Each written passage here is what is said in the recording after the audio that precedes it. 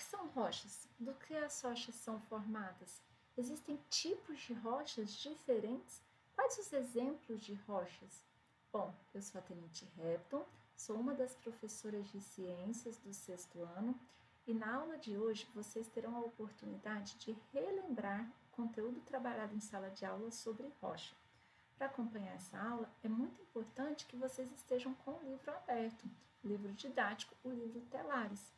E quando for necessário, pause o vídeo, né? Se tem alguma dúvida, vai lá no livro didático e veja, leia o que está lá. E aí volta no vídeo. A dúvida não sendo sanada, vocês procurem as professoras em sala de aula. Vamos começar então? Bom, rochas são, né, a litosfera ela é formada por rochas. E as rochas, elas são formadas por minerais. Vamos relembrar aqui, litosfera é uma das camadas da superfície terrestre. Lembrando ainda que a litosfera ela corresponde à crosta terrestre e à fina camada do manto superior.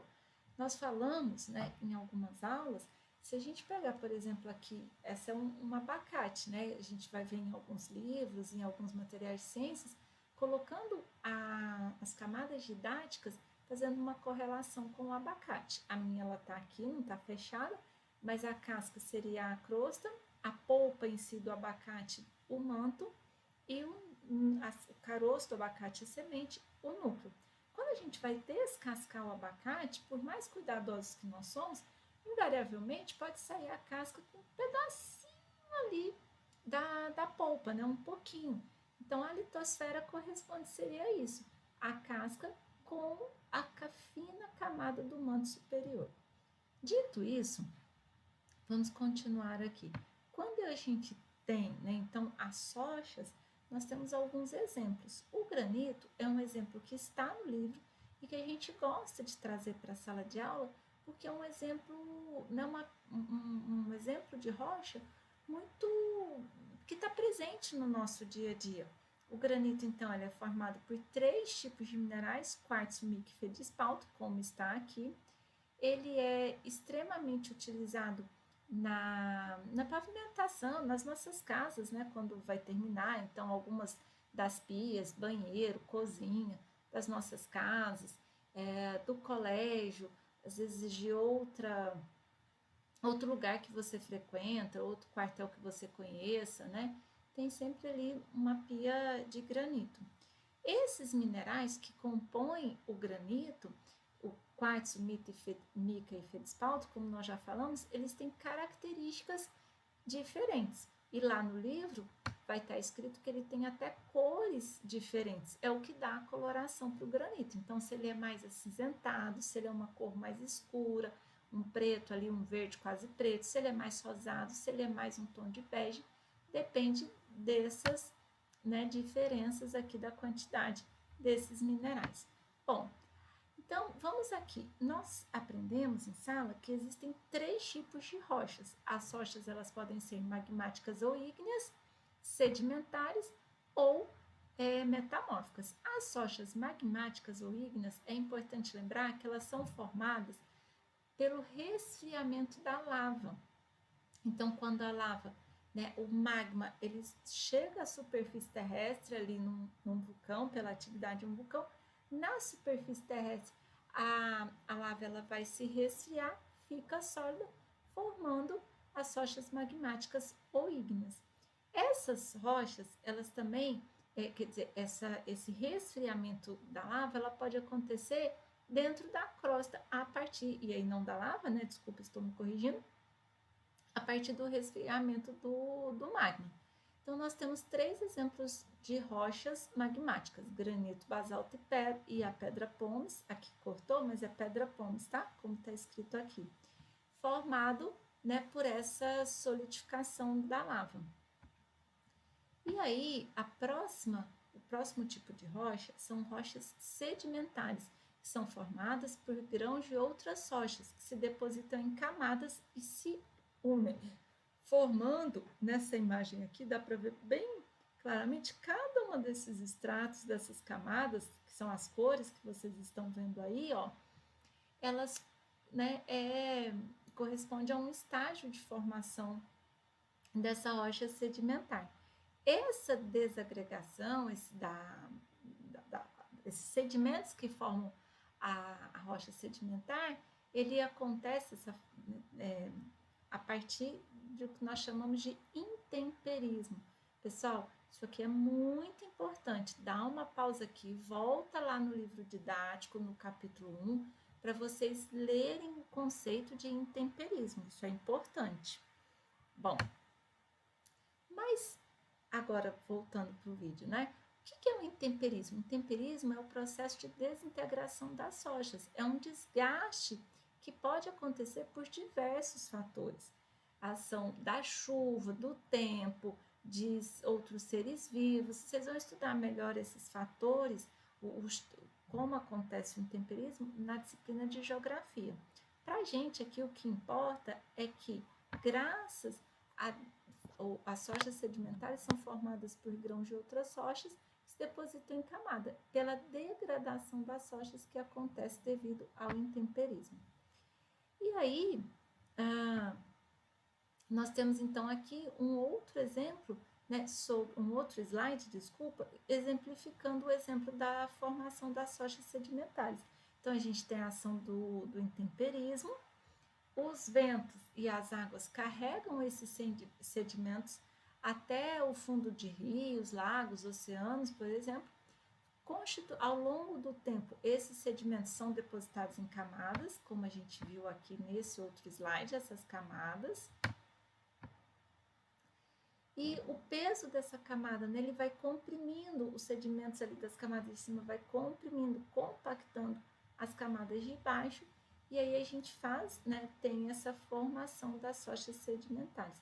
É um processo, pessoal, que, muitos e muitos, milhares e milhares de anos, né? Isso não é assim, pá, da noite para o dia. Isso nós falamos bastante em sala de aula.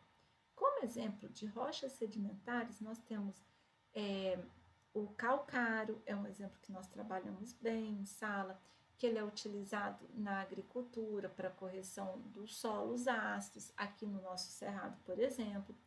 Na construção civil, assim lá como o granito, só que o granito para ornamentação, pavimentação, para quando dá o acabamento ali. Já o calcário não, ele é utilizado na fabricação de cimento, da cal, ele também pode ser utilizado na ornamentação. E nós temos também o calcário ainda na indústria de papel, de plásticos, mas os outros exemplos de rochas sedimentares que nós colocamos aqui no slide, né, arenito, agilito, salgema, que alguns até falaram, carvão mineral, né, eles são exemplos de rochas sedimentares. Bom, já as rochas metamórficas, elas são rochas que se originam na transformação. E aí, metamorfose, a palavra, vai significar isso, né? Essa transformação das rochas. Tanto rochas sedimentares como rochas magmáticas. As mudanças, e aí ocorrem mudanças na organização desses minerais ou os minerais vão se transformando em outros. Então, essas transformações, elas podem ocorrer devido à variação de temperatura e pressão, que é como nós explicamos em sala de aula. E aí, os exemplos de rochas magmáticas, por exemplo, o mármore, né? Um outro tipo de rocha também bastante utilizado na ornamentação, no acabamento das casas ou de outros prédios. O mármore é usado um pouco menos porque ele tem um valor maior do que o granito. O gnásio, a ardosa. Antigamente, as casas, né, os pisos, muitas casas tinham os pisos de ardósia. Pois perguntei, dá um pause aqui nesse vídeo mais uma vez e pergunta aos seus pais, talvez até aos seus avós, se eles por um acaso já moraram em alguma casa que o piso era de ardosa.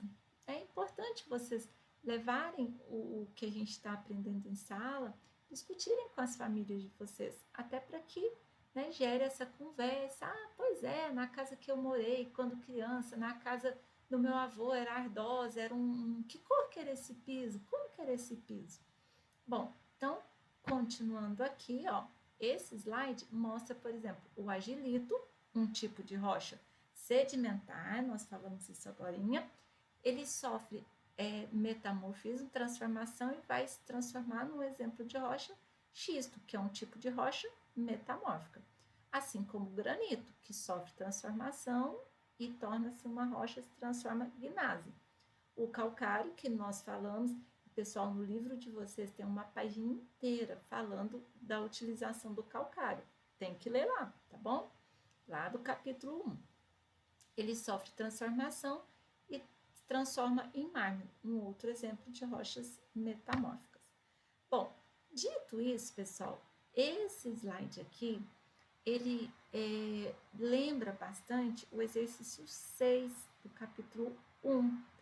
Então, se você não entender esse exemplo, volta lá no exercício 6. Ou, entendendo esse exemplo, dá uma pausa, volta, por favor, lá no exercício 6. Se você não entendeu esse exercício 6, você já leu o livro, fala com as suas professoras. Professora, por favor, me explica mais uma vez, tá bom? Isso é importante. E nós sabemos, sim, que vocês são muito capazes, né? Mas, assim, e voltar a ler de novo, fazer, por exemplo, esse resumo, alguns de vocês até tinha lá o, né, deve ter feito no caderno, como a gente sempre fala. Talvez é importante fazer esse exemplo e, por exemplo, deixar lá no lugar aí da sua casa, na porta do guarda-roupa, para a gente ir olhando várias vezes. Ah, não, realmente eu entendi bem. Então, ok, você entendendo o ciclo das rochas, o que está nesse slide aqui, pronto, você entendeu bem esse conteúdo sobre rocha. Uma outra coisa que a gente quer falar que é importante em relação às rochas é o seguinte, são os fósseis. Os fósseis, eles são encontrados nas rochas sedimentares. E fósseis, pessoal, nós falamos isso muito em sala de aula. Fósseis são restos ou vestígios deixados por seres vivos que existiram no passado. Fóssil não é sinônimo de esqueleto de dinossauro. Ainda que a imagem que nós tem, né, a gente pensa em fóssil, a imagem que vem à nossa mente seja essa de alguns museus, mas fósseis não são sinônimos de esqueleto de dinossauro. Fósseis são restos ou vestígios deixados por seres vivos que existiram no passado. São muito importantes para o estudo do processo de evolução de seres vivos. Essa ciência, a área da ciência que estuda os seres vivos que viveram no passado, nós vamos dar o nome de paleontologia. E é importante também lembrar que fósseis só se formam em condições muito específicas e é um processo de formação ao longo de muitos e muitos anos. Dito isso, onde é que nós vamos encontrar as rochas, os fósseis, desculpa, em rochas sedimentares, justamente por aquela deposição das camadas, né? Vou voltar aqui rapidamente, lá a deposição, opa, esse slide aqui, a deposição das camadas. Então, se tem um ser vivo vivendo que ele foi soterrado por esses sedimentos, eles podem passar esse ser vivo ou vestígios daquele ser vivo, passar pelo processo de fossilização e aí formar o fóssil, tá bom? Que é o que está escrito aqui nesse slide. Então, essa formação de um fóssil, né, de um animal, por exemplo, ele morre, aí o corpo começa a ser decomposto pela ação de organismos decompositores. Esse material do esqueleto ele vai sendo substituído pelos minerais daquele local, daquela rocha, e aí né, que vai fazer essa preservar, então, vamos dizer, essa forma. Com o passar dos anos, esses sedimentos se compactam e formam as rochas sedimentares. Bom, a importância dos fósseis, como nós já falamos, né, para estudar os seres que viveram no passado. Então, é importante dizer que a idade do fóssil, ela corresponde à idade daquele terreno, à idade daquela rocha. Bom, eu espero que esse vídeo né, ajudem vocês a relembrarem o conteúdo em sala de aula e, na dúvida, procurem as suas professoras. Até a próxima aula. Tchau, tchau!